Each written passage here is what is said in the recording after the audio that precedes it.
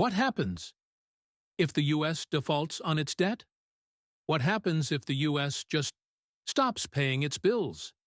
Sounds unthinkable, right? But it almost happened. Multiple times. Congress deadlocked, the debt ceiling frozen, and the world watching, wondering, will America default? If it ever does, the shock won't just hit Wall Street, it'll ripple across the entire global economy. In this video, we break down what a U.S. debt default would actually look like, and why even coming close is so dangerous. Let's dive in. Chapter 1. What is a debt default? A debt default happens when a country fails to pay interest or principal on its bonds. In other words, it borrowed money and didn't pay it back on time. For most countries, that's a disaster. Their credit rating collapses. Their currency plummets. Foreign investors flee. But when it comes to the U.S., the stakes are higher. Why? Because U.S. treasuries aren't just debt. They're the foundation of the global financial system.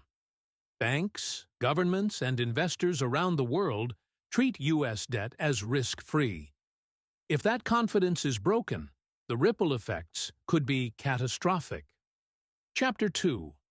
Why would the U.S. ever default? The U.S. has never defaulted on purpose, but it has come dangerously close, especially during political fights over the debt ceiling. The debt ceiling is a legal limit on how much money the U.S. government can borrow. When Congress refuses to raise it, the Treasury can't pay its obligations, even if the money is there. Think of it like maxing out your credit card and refusing to raise the limit, even though you still have income. In that case, default isn't about not having money. It's about being legally blocked from using it. Chapter 3. What happens the moment the U.S. defaults? If the U.S. misses a payment, even for a day, here's what could happen. Credit agencies would downgrade U.S. debt. Stock markets could crash.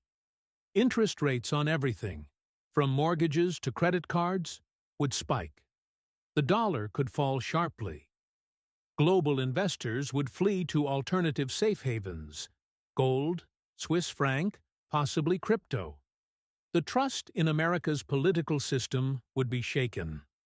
And remember, the U.S. borrows over $1 trillion per year. A spike in interest rates could add hundreds of billions in extra costs annually. Chapter 4. What about the rest of the world? A U.S. default wouldn't just hurt America, it would rock the global economy. Over 60% of international reserves are held in U.S. dollars. Central banks around the world, from Japan to Brazil, hold treasuries as collateral. If those bonds are seen as unsafe, confidence breaks, markets freeze, and credit dries up globally. Emerging markets could collapse. U.S. allies would panic. Global trade would face a massive shock. In short, the financial system as we know it depends on trusting that the U.S. always pays. Chapter 5. Could the U.S. just print the money? Technically, yes.